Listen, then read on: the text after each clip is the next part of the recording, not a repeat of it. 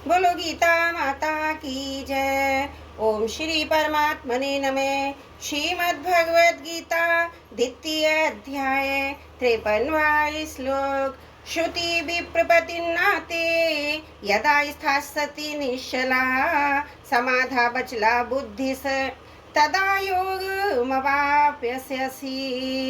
भांति भांति के वचनों को सुनने से विचलित हुई तेरी बुद्धि जब परमात्मा में अचल और स्थिर ठहर जाएगी तब तू योग को प्राप्त हो जाएगा, अर्थात तेरा परमात्मा से नित्य संयोग हो जाएगा।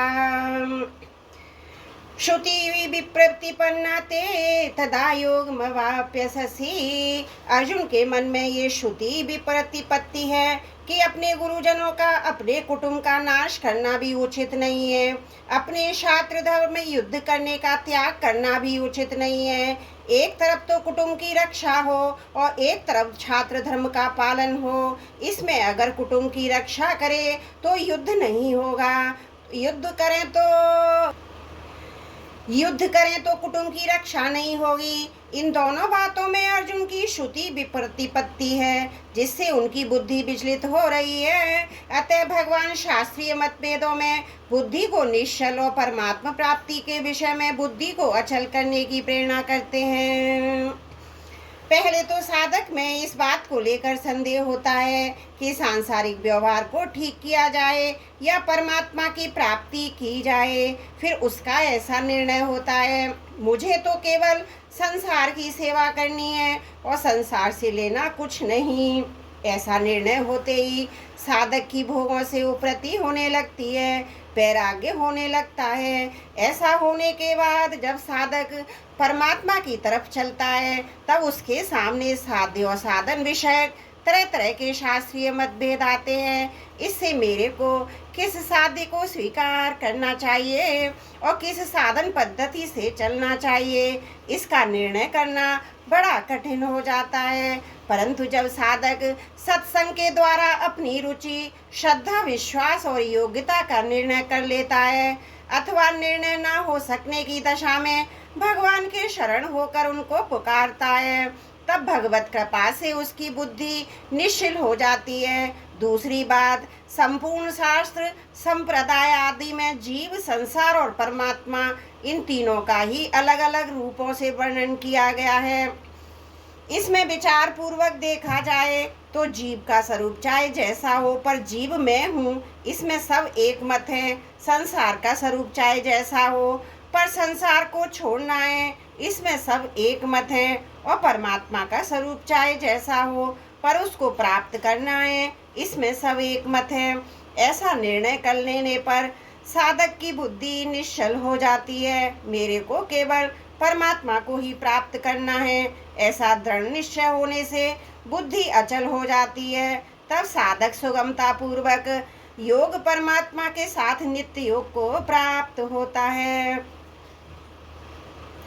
शास्त्रीय निर्णय करने में अथवा अपने कल्याण के निश्चय में जितनी कमी रहती है उतनी ही देरी लगती है, परंतु इन दोनों में जब बुद्धि निश्चल और अचल हो जाती है तब परमात्मा के साथ नित्य योग को अनुभव हो जाता है। संसार से संबंध विच्छेद करने के लिए बुद्धि निश्चल होनी चाहिए। उसको छठे अध्याय के 23वें श्लोक में दुख संयोग वियोगम पद से कहा गया। परमात्मा से संबंध जोड़ने के लिए बुद्धि अचल होनी चाहिए, जिसको दूसरे अध्याय के 48वें श्लोक में समत्वम योग उच्चते पदों में कहा गया है।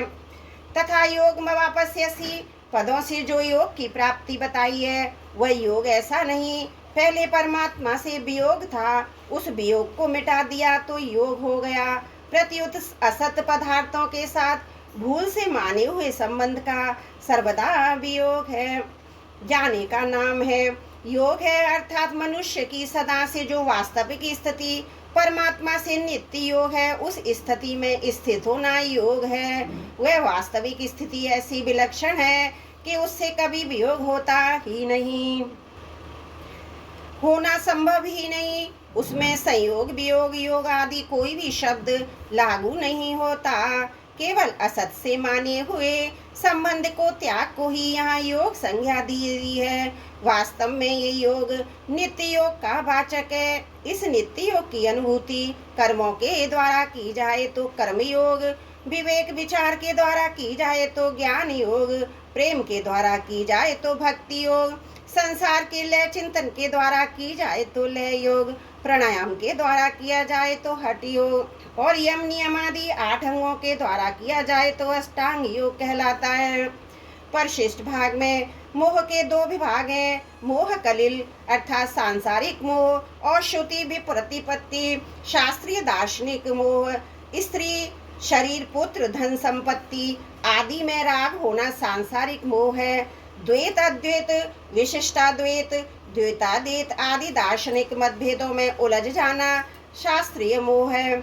इन दोनों का त्याग करने पर मनुष्य को भोगों से वैराग्य हो जाता है और उसकी बुद्धि स्थिर हो जाती है। बुद्धि स्थिर होने पर योग की प्राप्ति हो जाती है अर्थात परमात्मा से दूरी मिट जाती है, समीपता हो जाती है। कर्म योग से समीपता होती है, ज्ञान योग से अभेद होता है, भक्ति योग से अभिन्नता होती है। कर्म योग ज्ञान योग दोनों में से एक की सिद्धि होने पर साधक दोनों के फल को प्राप्त कर लेता है। मनुष्य का केवल अपने कल्याण का उद्देश्य हो, धन संपत्ति कुटुंब परिवार आदि से कोई स्वार्थ का संबंध ना हो तो वह सांसारिक मोह से तर जाता है।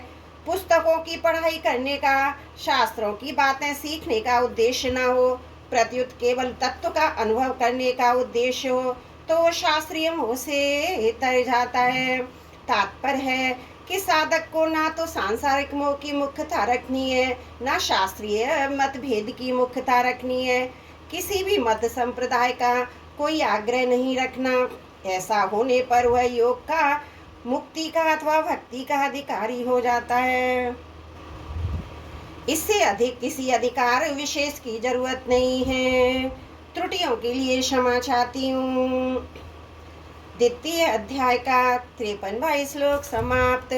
वसुदेव सुतं देवं कंस चारुण मर्दनम देवकी परमानंदम कृष्णं वंदे जगद्गुरुं कृष्णं वंदे जगत्